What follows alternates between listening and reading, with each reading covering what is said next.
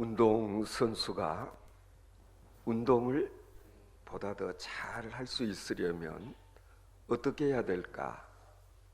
어떻게 해야 될 것 같습니까? 우선 첫째로 운동하는 목적이 분명하고 좋아야 한다. 그렇게 이야기합니다.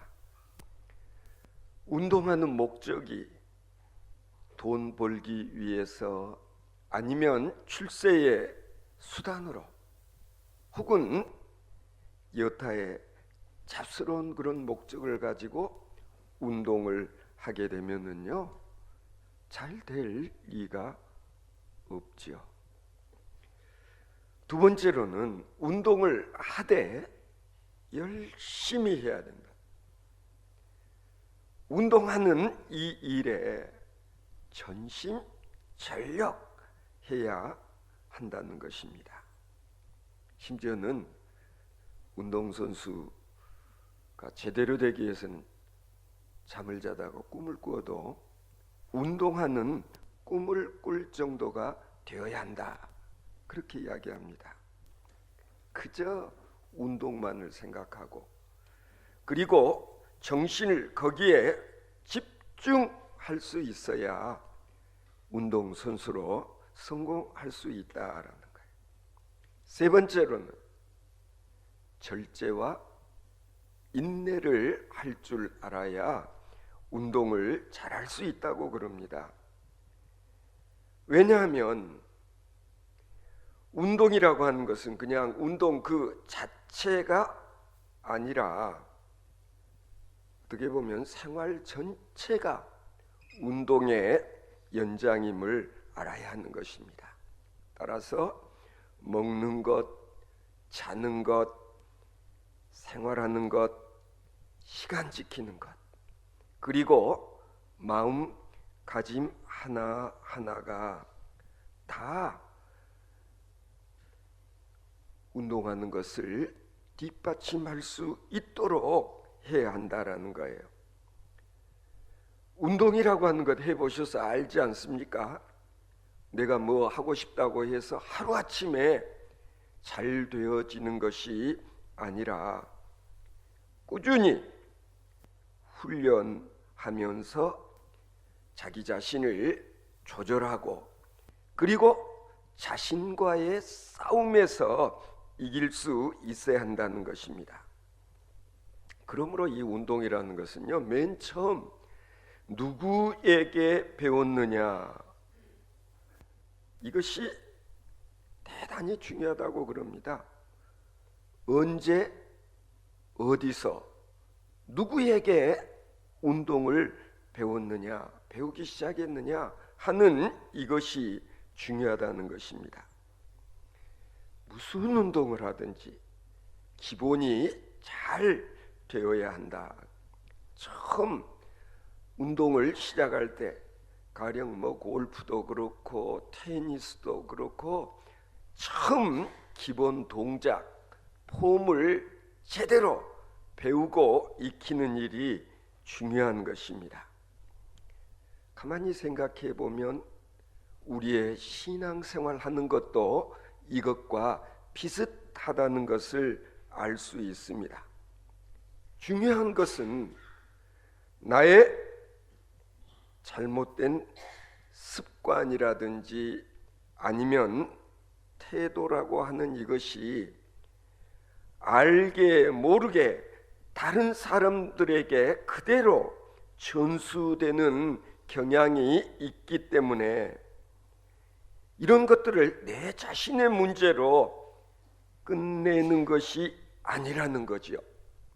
운동선수들도 마찬가지예요. 내가 후배들에게 알게 모르게 영향을 주고 있다. 아니, 부모들은 알게 모르게 자식들에게 영향을 주고 있다. 아니면 지금도 우리는 내 자신의 신앙생활, 자세, 태도, 습관 이것이 다른 사람에게 영향을 미치고 있다라는 사실을 우리가 기억해야 될 것입니다. 성도 여러분, 신앙생활이라는 것도 운동하는 것과 같다고 생각이 들지 않습니까? 왜 신앙생활을 하는 것입니까? 믿음 생활에 목적이 분명해야 됩니다. 그리고 절대로 대충 할 수 없습니다. 열심히 해야 됩니다. 그리고 마찬가지로 절제와 인내가 필요하다는 점에서도 마찬가지입니다. 자기 관리를 잘 할 수 있어야 됩니다. 꾸준히 배우고 익히는 훈련이 필요합니다. 신앙생활을 어디서 시작했느냐? 누구와 더불어 했느냐? 누구에게서 배웠느냐? 어느 것 하나 중요하지 않는 것이 없습니다. 우리 가정생활도 실은 마찬가지 아닙니까? 어떤 부모들 밑에서 자랐느냐? 이것이요 대단히 중요합니다. 금슬 좋은 부모 밑에서 성장한 자녀들이 행복한 가정생활을 할 확률이 높다. 어떻게 생각하십니까? 아버지가 술버릇이 고약하고 어머니를 학대하면 그 자식들도 10중 8구는 이 다음에 결혼을 해서 그 수준을 벗어나기가 어렵다고 합니다. 효자 밑에 효자 난다라는 말, 이거 절대로 빈말이 아닙니다. 그래서 가정교육이라는 것이 대단히 중요한 것입니다. 사랑이라는 것도 학습되어진다라는 걸 우리가 인정하지 않을 수 없습니다. 부모를 존경하며 닮아가는 것입니다. 아니, 때로는 부모를 미워하면서도 닮아가는 것입니다. 증오하면서도 나도 모르는 사이에 닮아가는 것이 현실인 것입니다. 누군가를 좋아하고 사랑하게 되면은요, 사랑하는 사람을 닮게 되고, 누군가를 미워해도 그 미워하는 사람을 닮게 되어 있다고 심리학자들이 말합니다. 혹시 누굴 미워하고 계십니까? 조심하십시오. 나도 모르는 사이에 내가 늘 생각하고 미워하는 사람을 내가 조금씩 닮아가게 된다는 사실. 그래서 중요한 것은요, 누구와 더불어 사느냐, 이것이 우리에게 대단히 중요한 일인 것입니다.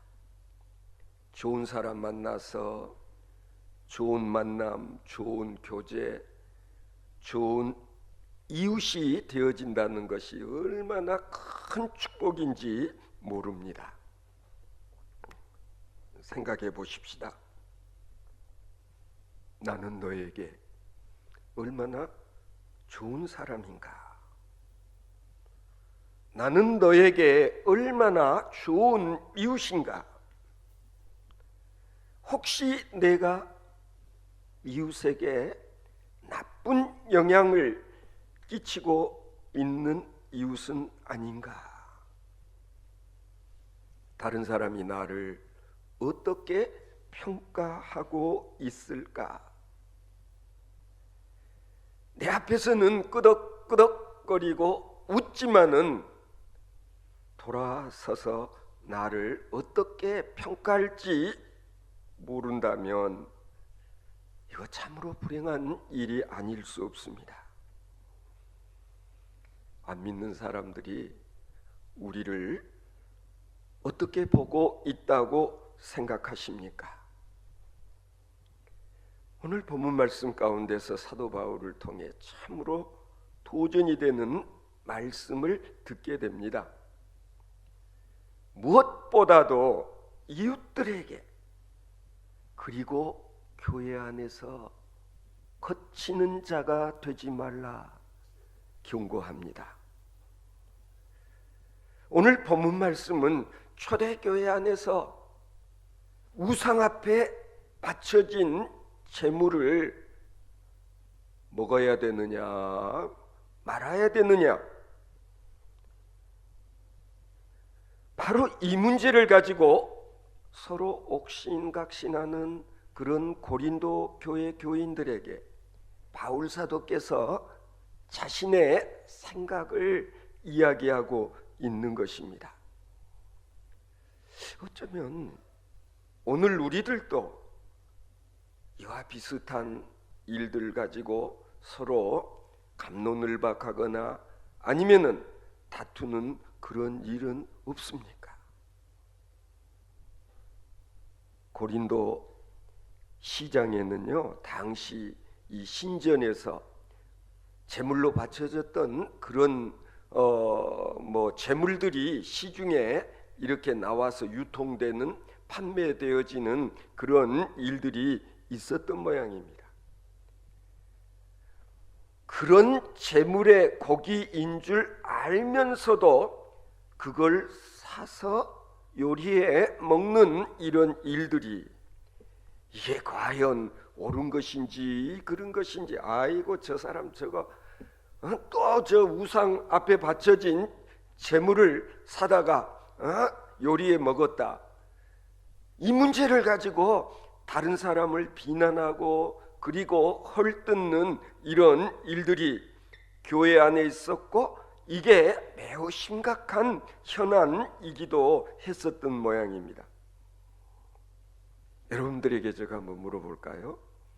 오늘날은 뭐 이런 일들이 우리의 문제는 아니지만은, 그러나 실제로 이런 일이 지금도 이렇게 이루어지고 있다면 나는 어떤 자세와 태도를 취할 것인지, 이런 고기 사 먹어도 되는 것일까 안 되는 것일까, 여러분 어떻게 생각하십니까? 사도 바울의 견해는 이렇습니다. 고기가 우상 숭배하는 신전에 올려진 것인지 아닌 것인지에서 구별하려고 노력할 필요가 없다. 오직 이것이 이 모든 것이 먹거리들이라는 것은 주님께서 우리에게 주신 것임을 믿고 그리고 먹으라는 거예요. 그러나 먹기는 먹되 나름대로의 원칙이 있어야 된다. 그게 바로 오늘 본문 23절 말씀이에요.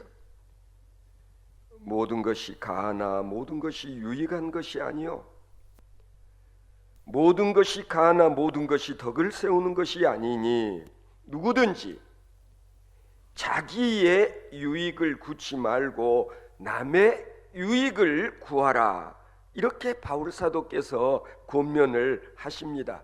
이게 무슨 뜻일까요? 뭘 먹고 마시고 할 때 내가 기준이 되어서는 안 된다는 거예요. 먹는 것이 덕이 되면 먹고, 먹지 않는 것이 덕이 되면 먹지 않는 것이 좋고, 그런 뜻입니다. 여러분, 우리가 지금도 그런 가정들이 있잖아요. 교회 다니기는 하지만 집안에서 이렇게 제사를 드리곤 하니까 제사상에 올려졌던 제물, 음식들, 이거 안 믿는 친척들과 먹는 게 좋으냐 안 먹는 게 좋으냐 따지지 말고, 이 자리에서 내가 먹는 게 다른 사람들에게 덕이 될 것 같으면 먹고, 그리고 먹지 않는 것이 오히려 덕이 된다 싶으면 먹지 않는 게 좋다, 이런 정도의 융통성 아니면 여유를 바울 사도께서는 말씀하고 있는 것입니다. 보다 높은 차원에서의 사랑의 생활 원리라고 하는 것은 타인의 신앙과 건덕을 위해서 내 자신의 판단과 자유를 양보할 수 있어야 된다라는. 궁극적으로는 안 믿는 사람들까지도 언젠가는 예수를 믿고 복음을 받아들일 수 있도록 하는 과정에서 내 자신의 기준보다는 다른 사람들의 입장을 배려하면서 그들이 가령 나로 인하여서 실족하지 않도록 하는 그런 자세, 태도에 대해서 바울 사도께서 말씀을 하고 있는 것입니다. 사도 바울은 유대인에게나 헬라인에게나 하나님의 교회에나 거치는 자가 되지 말라고 말씀을 하십니다. 여기서 거치는 자란 믿음을 갖지 못하게 하거나 또는 가지고 있던 믿음마저 저버리는 자가 되게 하는 그런 일들을 하는 자라고 해석을 할 수 있을 것입니다. 신앙의 자유라는 것은 무엇인가? 성도들로 하여금 우상의 재물을 먹게도 하고 율법이 금하고 있는 여러 가지 조항에서 벗어나게 하는 것이 복음으로 말미암은 진정한 신앙의 자유라는 것을 지금 바울 사도는 가르쳐주고 있는 것입니다. 이러한 신앙의 자유가 아직도 소위 율법주의에 사로잡혀 있는 유대인으로 하여금 신앙을 갖지 못하게 하거나, 다시 말씀드리면 유대인이 기독교로 개종하는 것을 어렵게 하거나, 또는 개종한 이방인인 헬라인들이 신앙의 자유가 지나쳐서 자유분방하고 방종한 수단이 되게 해서는 안 될 것이다. 바울 사도께서는 그러므로 우리가 분위기를, 주변을 잘 살피고 다른 사람들을 배려하면서 언젠가는 그들도 신앙의 본류에 합류할 수 있도록 그렇게 하는 것이 중요하다는 걸 가르쳐주고 있는 것입니다. 그래서 사도 바울은 고린도 교인들에게 신자나 불신자나 모든 사람들에게 거치는 자, 걸림돌 역할을 하는 그런 사람이 되지 않도록 노력하라고 그렇게 교훈을 하고 있는 것입니다. 내가 혹시라도 우리 교회 안에서 나로 인하여서 다른 사람들이 걸려 넘어지고 그리고 실족하게 되어지는 그런 일은 없는지 내 자신을 항상 돌아보라는 것입니다. 우리가 관심을 갖고 노력해야 할 일은 오직 그들의 영혼을 구원하는 일이요, 그리고 하나님께 영광을 돌리는 일이라는 것을 강조하고 있다는 사실을 우리가 놓쳐서는 안 될 것입니다. 우리가 신앙생활하는 목적이 바로 여기에 있는 것입니다. 우리는 교회의 진리에 관한 한은 절대로 양보할 수가 없습니다. 이게 늘 중요한 게 뭐냐면요, 우리의 신앙 고백 이것만큼은 타협하거나 양보해서는 절대로 안 된다는 거예요. 그 위에 여타의 어떤 방법론이라든지 방식이라든지 이런 점에 있어서는 우리가 얼마든지 다양함을 인정해 줘야 된다는 거예요.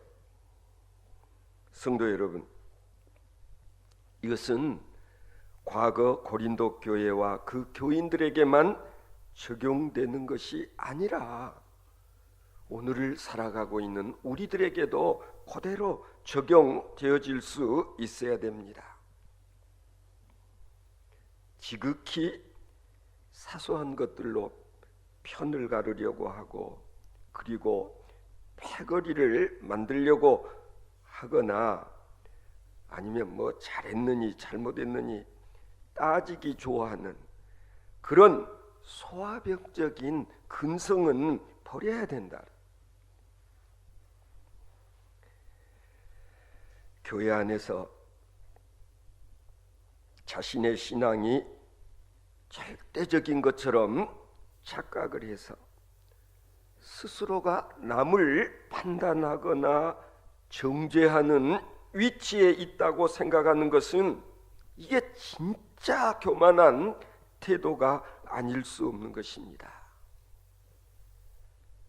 이것은 자기의 유익을 구치 말고 남의 유익을 구하라라는 말씀을 따르지 않는 행위이기 때문에 우리가 경계해야 될 것입니다. 성도 여러분, 여러분은 남의 부정적인 이야기를 즐겨합니까? 아니면 남을 칭찬하는 말을 즐겨하는 편입니까? 밖에 나가서 우리 교회를 자랑합니까? 아니면 비난합니까? 가끔 밖에서도 친구들 만나면 우리 학창 시절에 그런 친구들이 있잖아요. 자기 부모들을 막 욕하고 험담하고 자기 가족들을 막 안 좋은 얘기를 하는 친구들을 보면 진짜 자기 얼굴에 침 뱉는 격, 하늘 보고 침 뱉는 격이라는 것을 모르는 어리석은 친구라는 그런 느낌이 들지 않았습니까? 하나님께서 사도 바울을 통해서 말씀하십니다. 그런즉 너희가 먹든지 마시든지 무엇을 하든지 다 하나님의 영광을 위하여 하라 그랬어요. 자기의 유익을 구치 말고 남의 유익을 구하라는 이 사랑의 강령에 우리가 귀를 기울이고 그리고 실천에 옮길 수 있어야 됩니다. 무슨 일을 하든지 이것이 하나님께 영광을 돌리는 결과를 가져올지 아니면 하나님의 이름을 오히려 욕되게 하는 것이 될지를 우리가 늘 먼저 생각할 수 있어야 된다는 것이죠. 따라서 무슨 일을 하든지 하나님께 대한 감사와 이웃에 대한 건덕을 먼저 생각하게 될 때 거기에 하나님의 영광이 나타나게 되는 것입니다. 이는 이웃의 유익을 구하고 이웃을 사랑하는 곳에 하나님의 영광이 나타나기 때문인 것입니다. 이런 것은요, 단순히 우상의 제물에 대한 태도뿐만이 아니라 우리 그리스도인의 삶의 대강령이 되어질 수 있어야 됩니다. 그리스도인은 무엇을 하든지 하나님의 영광을 앞서 생각하고 자신의 행위와 그리고 말을 조절하고 그리고 절제할 수 있어야 합니다. 우리 성도들 가운데는 믿는다는 허울 좋은 이름만 있을 뿐 이웃을 위한 양보나 건덕을 무시하고 자기 멋대로 사는 사람들이 있어서 다른 사람들로부터 빈축을 사는 그런 일들이 있지 않습니까? 혹이라도 내가 그런 자가 되고 있지는 않는가? 사람들을 교회로 끌어들이는 것이 아니라 오히려 교회에 들어온 사람들마저 밀어내는 그런 어리석음을 우리가 범해서는 안 될 것입니다. 이것은 결코 그리스도인의 바람직한 삶의 자세가 아닌 것입니다. 어느 교회나 마찬가지입니다. 교회가 분열하고 그리고 다투고 그리고 갈등이 많은 그런 교회는요, 절대로 부흥성장하지 못하는 것입니다. 교인들이 오히려 거치는 자들이 되어지면 누가 그 교회에 와서 신앙생활을 할 수 있겠습니까? 따라서 오늘 우리들도 바울 사도처럼 자신 있게 말할 수 있어야 될 것입니다. 나와 같이 모든 일에 모든 사람을 기쁘게 하여 나의 유익을 구치 아니하고 많은 사람의 유익을 구하여 저희로 구원을 얻게 하라. 내가 그리스도를 본받는 자가 된 것 같이 너희도 나를 본받는 자가 되라. 너희도 나를 본받는 자가 되라고 자신 있게 자식들에게 그리고 이웃들에게 말할 수 있는 저와 여러분들 되어질 수 있기를 바랍니다.